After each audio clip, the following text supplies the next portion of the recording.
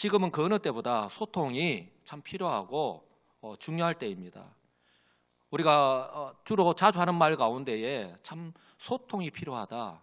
뭐 선거를 앞두고 또 그런 이야기들, 얼마 전에 대선이 끝났지만 뭐 소통과 불통이 사람들의 입에 회자될 때가 있었습니다.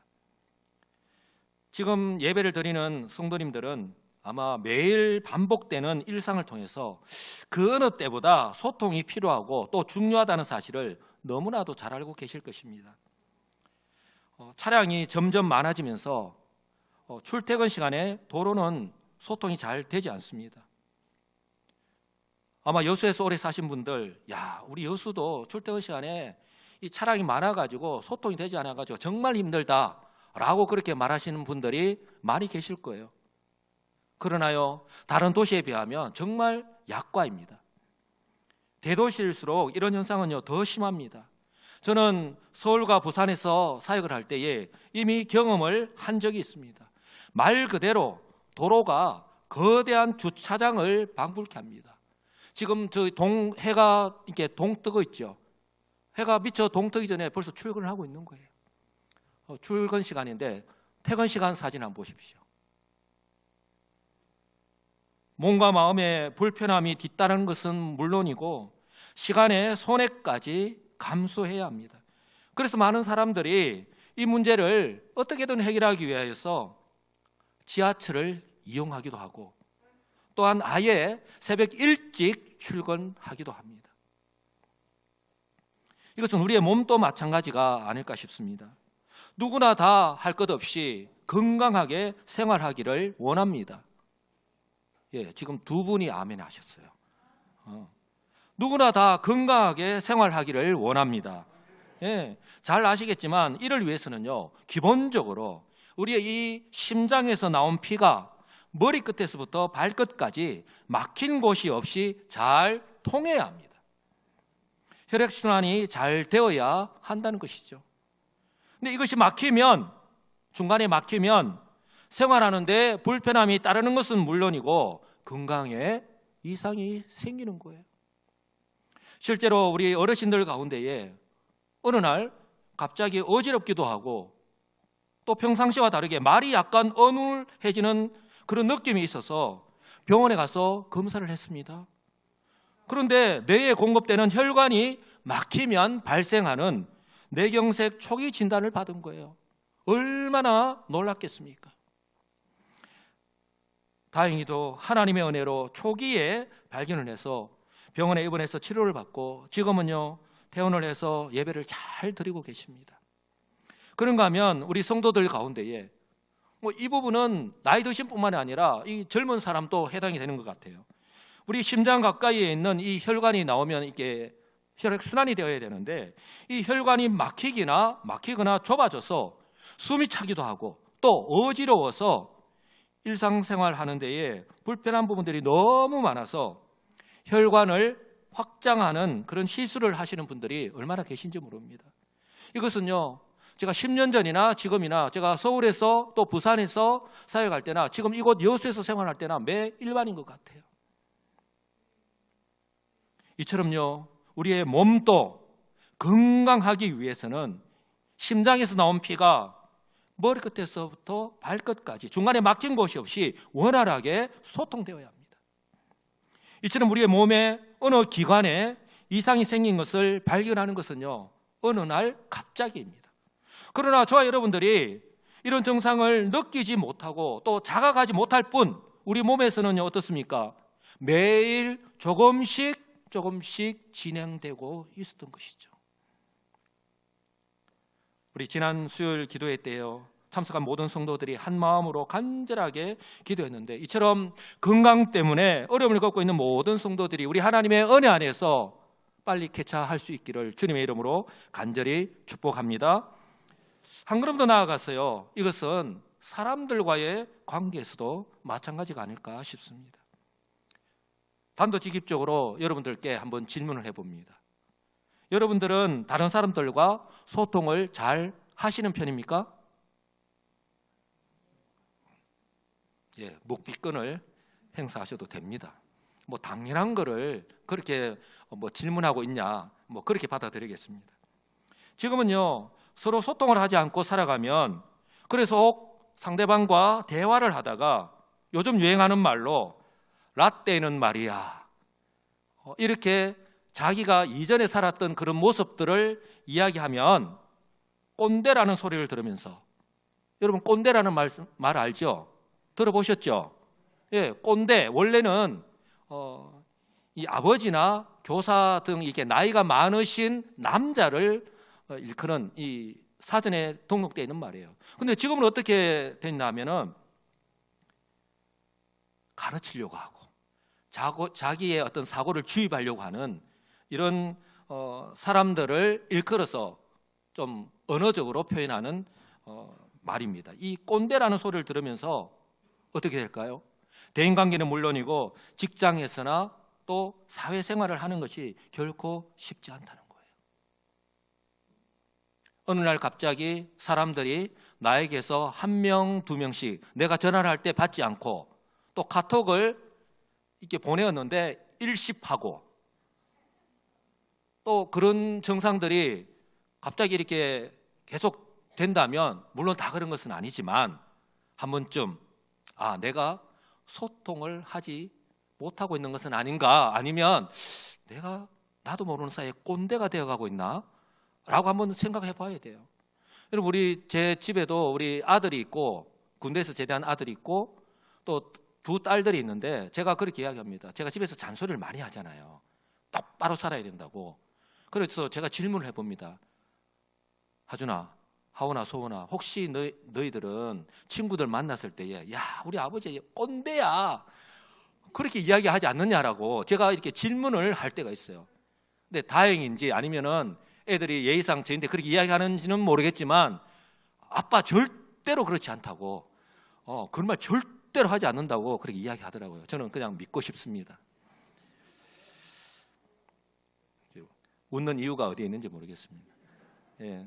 저도 20년 이상을 부교육자 생활을 하였고, 또 지금은 이렇게 담임 목사로 부교육자들과 함께 교회를 섬기고 있지만, 소통은요, 사역의 기본이라고 해도 과언이 아닙니다.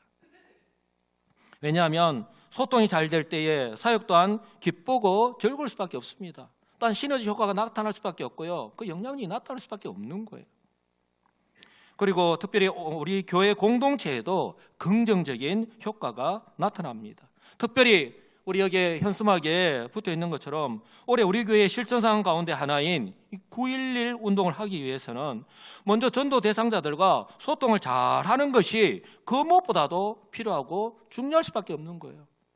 여러분, 일부 예배 때 5명이 전도되어 왔습니다. 예. 당연한 것처럼 그냥 나는 전도하지 않으면서, 이건 무엇을 반증하냐 하면, 그것이 다가 아닐는지 모르겠지만 그만큼 평소에 우리 이웃과의 관계, 소통을 잘했다는 거예요. 삶의 모범이 되었다는 거예요. 직장 가운데서. 그렇기 때문에 내가 나의 삶을 잘 아시는 그분들이 한번 우리 9.11 운동을 하면서 한번 우리 교회에 가자, 얼마나 그동안 중간에 기도했겠습니까? 그렇게 이야기했을 때에 그들이 선뜻 이 코로나 와중에 교회로 나올 수 있다는 것, 무엇을 반증하겠습니까? 지난주까지 27명의 성도가 오늘 보니까 또 이렇게 좀 몇 분이 넣으신 것 같아요, 이 작정서를. 지난주까지 27명의 성도가 80명의 전도 대상자를 작정했습니다. 그렇다면 우리 성도님들은 지금 어떻게 소통하고 계십니까? 아니면 어떻게 소통하실 계획입니까? 제가 설교를 시작하면서 지금까지 계속해서 이 소통의 중요성과 필요성에 대해서 말씀을 드렸는데요, 그 이유가 바로 이 말씀을 드리기 위해서입니다. 여러분, 지금이 그 어느 때보다 하나님과 소통이 필요하고 또 소통해야 할 때라는 사실을 분명히 알고 계십니다. 그리고요, 하나님과 소통할 수 있는 은혜와 복이 이미 성도인 저와 여러분들에게 특권으로 주어졌다는 사실 또한 너무나도 잘 알고 계십니다. 그렇다면 저와 여러분들은 지금 하나님과 소통하고 계십니까? 혹시 제가 염려하는 부분이 바로 이거예요. 혹시 하나님과 소통을 하지 않은지 오래인 성도들은 계시지 않은지 모르겠습니다. 그럼에도 불구하고 영적으로 조금의 불편함을 느끼지 못한 채 생활하고 있다든지, 아니면 그래도 내가 성도인데 이렇게 살아가는 것은 아니지, 이 시간이 지나면서 이렇게 느끼는데, 근데 쉽게 소통의 자리로 나아가는 것이 어려운 분들이 계실 수 있다는 거예요. 그래서 저는 오늘 이 말씀을 통해서 나의 생각이 바뀌고 다시 한 번 더 마음을 새롭게 하여서 행동으로 옮기게 되시기를 우리 주님의 이름으로 간절히 축복합니다. 그 원인이나 어떤 시작은 이 코로나와 같은 환경 때문일 수도 있습니다. 또한 저와 여러분의 직업과 또 사람들과의 관계, 그리고 개인의 건강 상태 등 여러 가지가 복합적으로 연결이 되어 있을 수 있습니다. 저는 충분히 잘 알고 있습니다.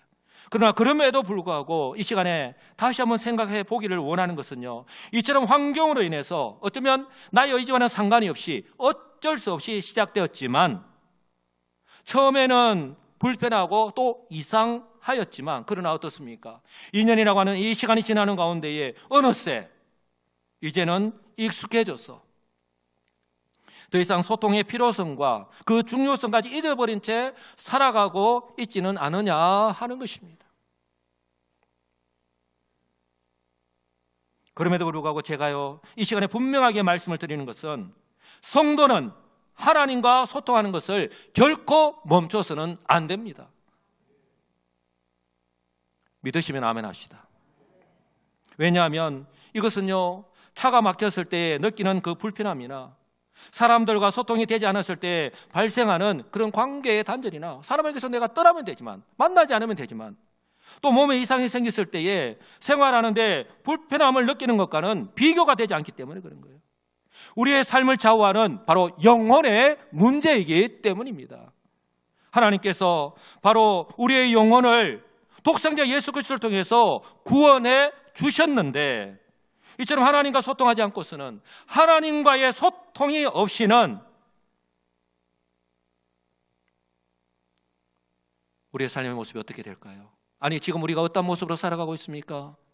이 세상에서 자신에게 미치는 이 환경의 영향이 더 크고 더 중요하고 더 실제적으로 우리의 삶 가운데서 다가오고 있기 때문에 성도로서 이 세상 속에서 구별된 모습으로 살아가는 데는 너무나도 어렵고 힘들기 때문이에요.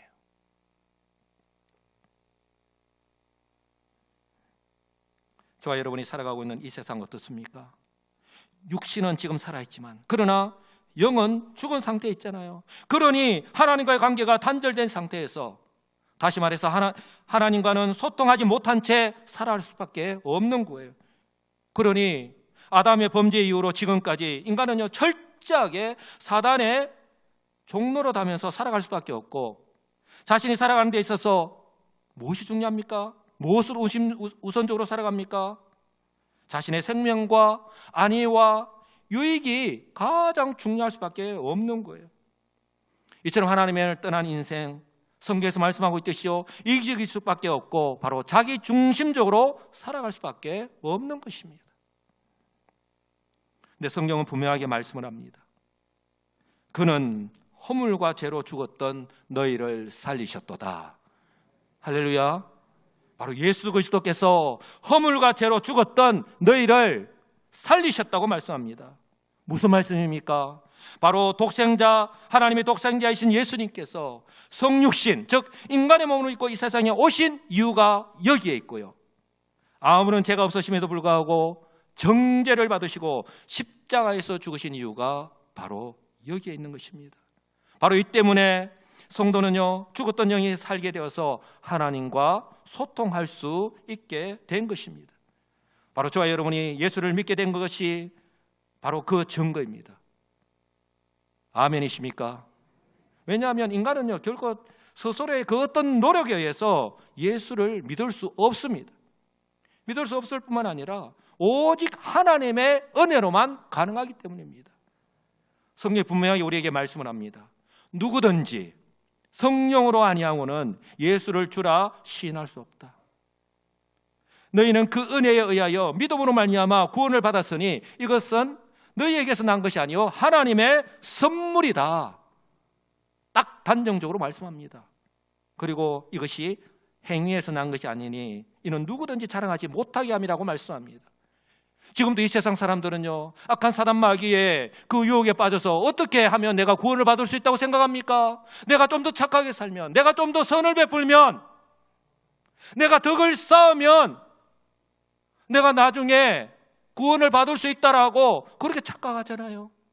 지금도 유대인들은 예수님께서 오신 그 유대 땅에서는 율법을 잘 지키면 자신이 구원을 받을 수 있다고 그렇게 믿고 살아가고 있잖아요. 성경은 그렇게 말씀하고 있지 않음에도 불구하고 말입니다. 이처럼요, 이 세상에서는 그 무엇과도 비교할 수 없는 은혜와 큰 복을 바로 저와 여러분이 받았습니다. 이것이 성도가 세상에서 살아갈 때에 바로 세상과 구별된 삶을 살아가야 하는 이유입니다. 그렇기 때문에요, 성도들에게만 주어진 지금 또 역사를 주관하시는 섭리주가 되시는 하나님과 소통하며 살아갈 수 있다는 것은요, 이 세상의 그 무엇과도 비교할 수 없는 은혜요, 은혜이자 복이요 특권인 줄 분명히 믿습니다. 그렇다면 저와 여러분은 이 특권을 바로 지금과 같은 때에 사용하고 계십니까? 제가 염려하는 것은요, 결코 적지 않은 성도들이, 아니 이미 직면하고 있는 문제인데요, 벌써 2년이 넘는 이 코로나 기간 중에 하나님과 소통하지 않고 있음에도 불구하고 영적으로 그 어떤 불편함을 느끼지 못한 채 살아가고 있는 분이 너무나도 많다는 거예요. 그리고 소통의 필요성을 느끼지 못한다는 거예요. 실제로 처음에는 주일에 비대면으로 온라인으로 예배를 드리다가 어느 순간부터는 어떻습니까? 비대면으로 예배를 드리는 것조차도 하지 않는 분들이 얼마나 많은지 모릅니다. 주일에 결석을 하면 우리가 전화로 신방을 합니다. 지금은 코로나가 좀 이렇게 심하기 때문에 신방하는 것이 결코 쉽지는 않습니다. 환자들 중심으로 좀 이렇게 신방을 하고 있지만, 이렇게 전화를 해서 확인을 하면요, 그래도 그 가운데 온라인으로 예배를 드리시는 분도 계시지만, 그러나 처음에는 온라인으로 예배를 드리시다가도 지금은 아예 온라인조차도 예배를 드리지 않고, 또 물론 또 어르신들 가운데는 여러 가지 환경 때문에 드리지 못하는 분들도 계십니다. 그러나 그렇지 않음에도 불구하고 아예 하나님과의 어떤 이 영적인 소통이 막힌 채로 살아가고 있는 분들이 너무나도 많은 것이 현실이라는 겁니다. 그런데 여러분 이거 아십니까? 이것이 어느 날 갑자기 나타난 현상이 아니라 매주일 반복이 되다 보니 어느새 자신의 삶에 익숙해졌기 때문입니다. 더 큰 문제는 이처럼 주일 예배를 드리지 않는 것으로 그치는 것이 아니라 자신의 삶 속에서 이 성도라고 하는 최소한의 증거요, 또한 하나님과의 그 소통의 끈이라고 할 수 있는 성경을 읽지 않습니다. 또한 기도하지 않는다는 거예요. 아니, 필요성을 느끼지 못하는 거예요. 그러니 어떤 현상들이 일어납니까? 성도들과의 만남과 소통 역시 부담스러울 수밖에 없는 거예요. 전화를 하면 전화를 받지 않습니다. 찾아간다고 해도 찾아오지 말라고 합니다. 오히려 세상과는, 세상의 모든 일과는 완전히 소통을 하고 있음에도 불구하고 말입니다. 제가 지금 괜한 염려를 하고 있는 것이 아니잖아요.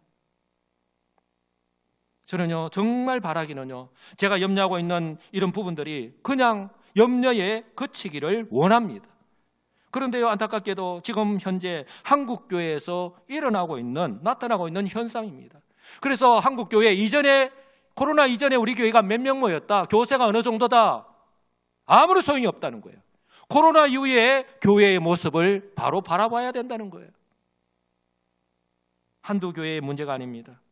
그렇다면 우리 교회는 이런 성도님들이 없다고 과연 장담할 수 있을까요?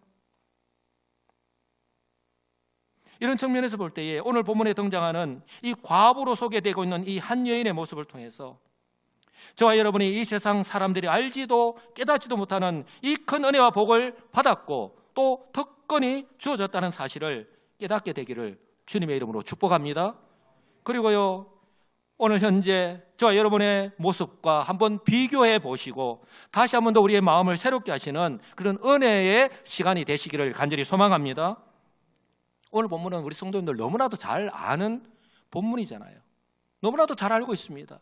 근데 저는 오늘 지금 이 시대의 모습을 한번 생각해 보면서 소통이라는 관점에서, 특별히 하나님과의 소통이라는 관점에서 한번 묵상해 보았습니다. 그래서 오늘 이 말씀을 통해서 저와 여러분이 이 소통이라고 하는 이 축복이 얼마나 큰 이 축복이라는 사실을 다시 한번 더 깨닫게 되기를 원하는 거예요. 오늘 본문에서는 세상에서 부러울 것이 없을 정도로 부와 권력을 가지고 있는, 세상 사람들이 욕을 하면서도 부러워하는, 소위 출세하고 성공한 인생을 살아가고 있는 한 재판장이 있습니다.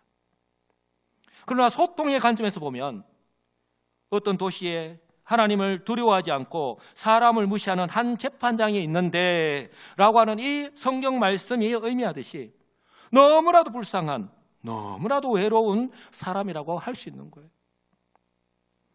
이 사람은 현재 살아가는 데 있어서 조금도 부족하거나 불편한 것이 없습니다. 또한 자신의 생각이나 판단이 옳다고 생각하는 그런 우월의식까지 가지고 있습니다. 자신의 생각이 지극히 보편적이라고 생각하는 거예요. 그러니 누구와도 소통을 하지 않고 또한 소통의 필요성을 느끼지 못하는 것입니다. 그러니 다른 사람의 말을 듣지 않고 또한 들으려 하지도 않고 자기 중심적인 사고를 가지고 그것이 보편적이라고 여긴 채 일방적인 삶을 살아갈 수밖에 없는 거예요. 그렇다면 이처럼 하늘과 땅에서 철저하게 소통이 막힌 채로 철저하게 주관적인 삶을 살아가는 이 사람이 혹 예배를 드리는 오늘 저와 여러분들 가운데에 부럽다든지, 그래도 이 사람처럼 한번 살아보고 싶다는 그런 분들이 혹 계십니까? 저는요, 어쩌면 나타나는 양상은 다를지 몰라도 이미 이 재판장과 같은 모습으로 살아가고 있는 분들이 이 세상 가운데에 어쩌면 우리 성도들 가운데도 계시지는 않을까 참으로 염려가 스러운 거예요. 저는 이 재판장이 정말 불쌍하다고 생각합니다. 그런데요, 제가 앞에 전제를 뒀죠. 저는 이 재판장이 정말 불쌍하다고 생각이 듭니다. 그런데요, 어쩌면 이 재판장보다 더 불쌍한 인생이고 지금까지 그렇게 살아왔음에도 불구하고 이 재판장을 더 불쌍하게 만드는 한 사람이 오늘 등장합니다. 바로 그 당시에 사회적 약자로서 자신의 의지와 상관없이 철저하게 사회로부터 또 이웃들과 소통이 단절된 상태에서 살아온 바로 한 과부입니다. 그러다 보니 소위 가진 자로 대변되는 기득권층으로부터 온갖 불이익과 손해를 당하고도 하소연하지도 못한 채 살아갈 수밖에 없었던 거예요. 어쩌면 나타나는 양상은 다를 수 있지만요, 예수님 당시뿐만 아니라 지금 이 세상의 모습과도 너무나도 이렇게 비슷하지 않나 싶습니다. 그래서 이 여인은 어떻습니까? 참다 못해, 불통의 대명사인, 어떻게 보면 언밸런스진 이 말인데요, 참다 못해, 지금까지 진짜 죽지 못해서 살아온 거죠. 참다 못해 찾아간 것이 어디입니까? 불통의 대명사인 이 재판장에게 찾아갔던 거예요. 소통을 잘하는 재판장에게 찾아갔다라고 해야 말이 되는데 어떻게 해요? 불통의 대명사인 이 재판장이 찾아갔던 거예요. 가진 수모를 당하면서도 소통의 문을 두드린 거예요. 그런데 어떻습니까? 이 모습을 지켜본 사람들이 너무 좋은 선택을 했다고, 그래 진작에 그렇게 하지, 그렇게 했을까요? 아마 상수를 들고 이구동성으로 말렸을 것입니다. 그렇게 해봐도 아무런 소용이 없을 것이다. 저 사람을 이제까지 봤지 않느냐고, 저 사람은 꼼짝하지 않는다, 지금까지 어떻게 했는지를 다 보았지 않냐, 계란으로 바위를 치는 것과 똑같다, 그러니 계란 헛수고 하지 마라. 아마 그렇게 자신들은 조언 아닌 조언을 했을 거예요. 이 과부 역시 아나무인인 그 재판장에게 지금 가서 문을 두드리고 있지만 그 재판장에게서요 어떤 정의감, 사명감 같은 거 기대하지 않았을 거예요. 그저 자신의 목소리에, 자신의 이 억울한 목소리에 한 번만이라도 좀 귀를 기울여 달라는 거예요. 여러분, 소통의 기본이 뭔지 압니까? 소통의 기본은요, 첫째도 둘째도 셋째도 들어주는 거잖아요. 경청하는 겁니다. 그럴 때 공감할 수 있고요. 그럴 때 내가 어떤 말을 들어주지 않더라도 그분이요, 위로를 받고요, 소통이 되는 거예요. 어떤 말을 안 했는데 너무 감사합니다 하고 일어서서 가신 분들도 있잖아요. 상담을 하다 보면. 그런데 어떻습니까?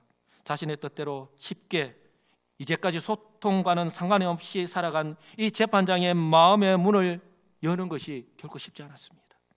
그럼에도 불구하고 이 여인은요, 포기하지 않고 계속해서 문을 두드렸습니다.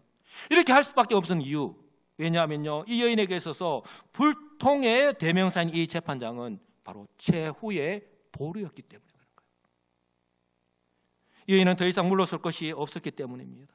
그렇기 때문에 과부는요, 사생결단의 마음으로 이 재판장에게 끝까지 매달렸던 거예요.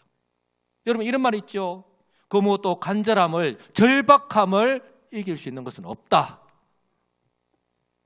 불통의 대명사인 이 재판장이요, 자신이 원해서가 아니라 억지로 소통하기 시작을 했습니다. 이 놀랍지 않습니까? 이 과부와 소통할 수밖에 없었던 이 재판장의 말이요, 저는 섭섭하면서도 마음에 와닿습니다. 바로 5절 말씀인데요. 이 과부가 나를 번거롭게 하니, 너무나도 귀찮게 하니, 괴롭게 하니까 진짜 내가 꿈에도 나타날 정도라고. 그러니 스트레스 너무 받아서 내가 죽을 지경이라는 거예요. 흔히 하는 말로. 그래서 어떻습니까? 내가 그 원한을 풀어주리라. 그렇지 않으면 늘 와서 괴롭게 하기 때문에. 여기서 괴롭게 한다는 말은요, 한 번, 두 번 생각나면 가서 문을 두드리는 게 아니에요. 계속해서, 쉴 새 없이 계속해서 이 재판장이 바로 그 원한을 들어준다고 말할 때까지 계속해서 가는 거예요. 여러분 한번 생각을 해보시기 바랍니다. 살 수 있겠습니까?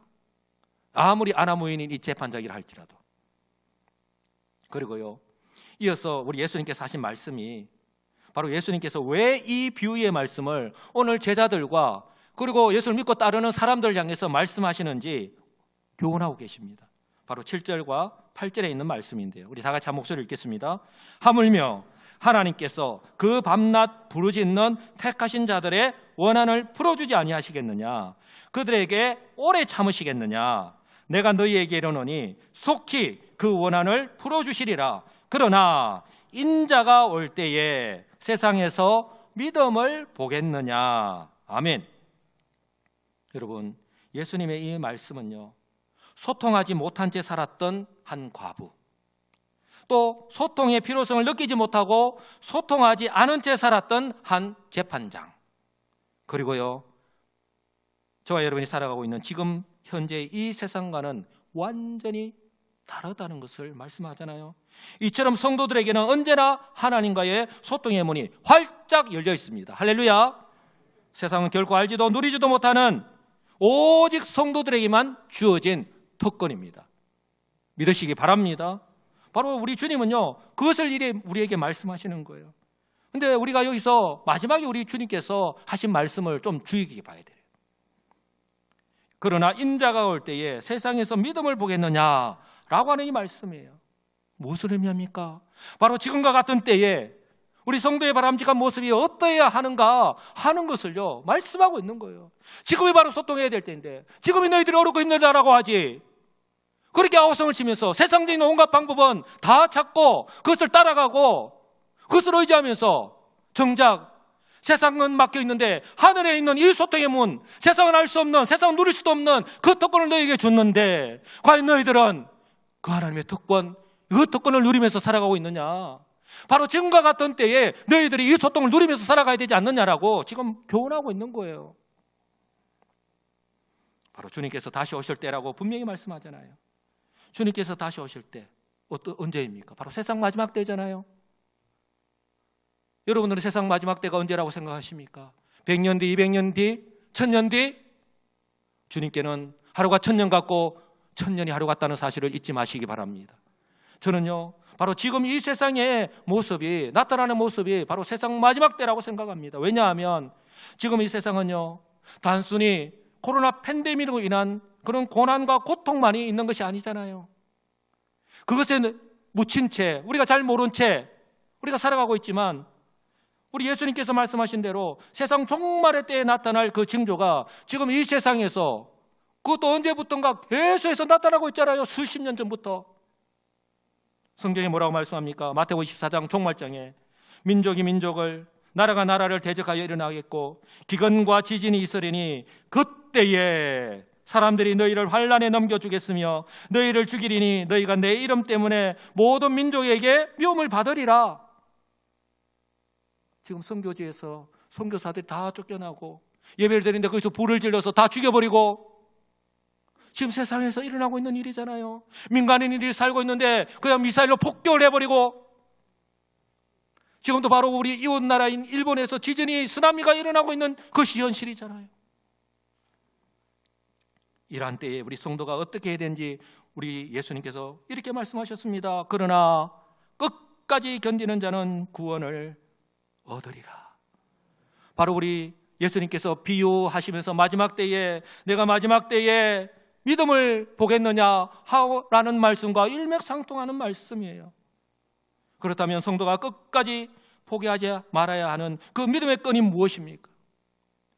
그때는요, 더 이상 이 세상을 바라보거나 의지하는 것이 아니라 오직 하나님만 바라보라고, 하나님과 소통할 때 바로 살 수 있다고 그 특권을 우리에게 주셨는데, 바로 우리에게 은혜의 방편으로 이미 주신 바로 하나님의 말씀과 기도인 거예요. 바로 1절에서요, 예수님께서 그들에게 항상 기도하고 낙심하지 말아야 할 것을 비유로 말씀하신, 바로 이 말씀을 시작하시면서 딱 못을 박고 있잖아요.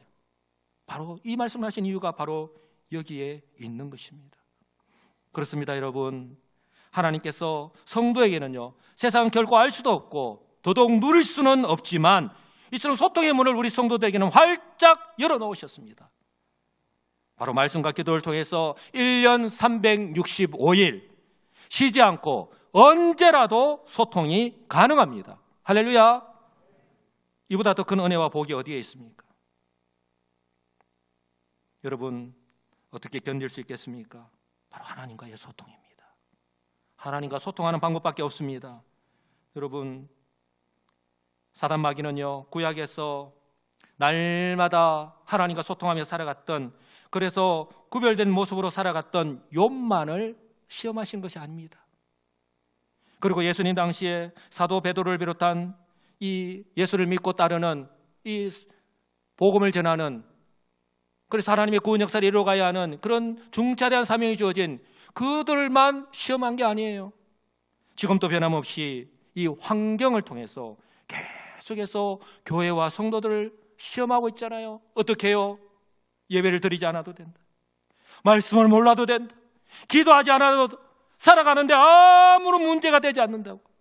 여러분, 이 영적인 전쟁터에서 우리가 영적인 군사가 되어서 나가서 하나님의 전신갑주를 입고 나가서 싸워야 되는데, 그래야 승리할 수 있는데, 사단이 우리에게 지금 유혹하는 것은 무엇을 어떻게 살아가는지 아십니까? 완전히 무장 해제된 상태에서 그 전쟁터로 나아가라는 것과 똑같은 거예요. 사단의 전술 전략은요, 그때나 지금이나 조금도 변함이 없습니다. 성도들이 하나님과 소통하지 않은 채로, 아니 못한 가운데서 살아가도록 하는 것입니다. 그래서요, 환경을 통해서 이렇게 살아가도록 만들고 또 익숙하게 만들었어. 그래서 영적인 배터리를 충전하지 않고도, 영적인 배터리 없이도 살아갈 수 있다고 착각하도록 그렇게 만드는 거예요. 그래서 오늘요, 이 말씀을 통해서 불통의 대명사인 이 재판장처럼 자신이 생각하는 것이 옳다고 생각하고 그것이 보편적이라고 생각하고서 그것을 끝까지 고집하면서, 그리고 세상과는 적당하게 태합하면서 살아가도록 하는 것입니다. 속지 마시기 바랍니다. 그래서 성경은요, 속지 말라라고, 그래서 영적으로 깨어있으라고 하는 이유가 바로 여기에 있는 거예요. 어떻게 영적으로 깨어있을 수 있습니까? 하나님과 소통할 때 가능하잖아요. 그러므로 여러분이 이것을 꼭 기억하시기 바랍니다. 저와 여러분이 하나님과의 소통이라고 하는 이 특권 하나를 포기하면 그 하나를 포기하는 것이 아니라 결국은 모든 것을 포기하고 마는 것입니다. 이제 말씀을 맺습니다. 성도는 하나님과 소통할 때에 자신 앞에 놓인 그 어떤 환경도 더 이상 문제가 되지 않습니다. 왜냐하면요, 그 모범을 그 소통의 모범을 우리 예수님께서 분명하게 보여주셨기 때문입니다. 이것이요, 예수님께서 십자가를 지시기까지 그 모든 고난을 인내할 수 있었던 이유이고요, 십자가를 질 수 있었던 이유입니다. 왜냐하면 하나님과 불통된 상태에서, 하나님과의 관계가 단절된 상태에서 살아갈 수밖에 없었던 우리들을 이제는 다시 하나님과 관계가 회복되고 하나님과 소통할 수 있는 그런 은혜, 그런 특권을 주시기 위해서 우리 주님요 인내하시면서 그 길을 걸어가셨고 십자가를 지신 것입니다. 이런 주님의 희생적인 모범이 있었기 때문에 성도인 저와 여러분에게 언제라도, 하나님과 언제라도 소통할 수 있는 특권이 주어진 거예요. 그러므로요, 우리에게 주신, 하나님께서 은혜의 방편으로 주신 이 하나님의 말씀, 이 기도, 하나님과 소통할 수 있는 이 특권을 묻어두시겠습니까? 포기하시겠습니까? 그렇게 살아가시겠습니까? 바라고 나왔기는 이 놀라운 축복을, 이 놀라운 특권을, 우리에게만 주어진 이 놀라운 특권을 이번 한 주간 또 누리시면서 그래서 주시는 그 은혜를 마음껏 받아 누리시면서 살아가시는 복된 우리 시민교회 성도들이 다 되시기를 우리 주 예수 그리스도의 이름으로 간절히 축복합니다. 아멘.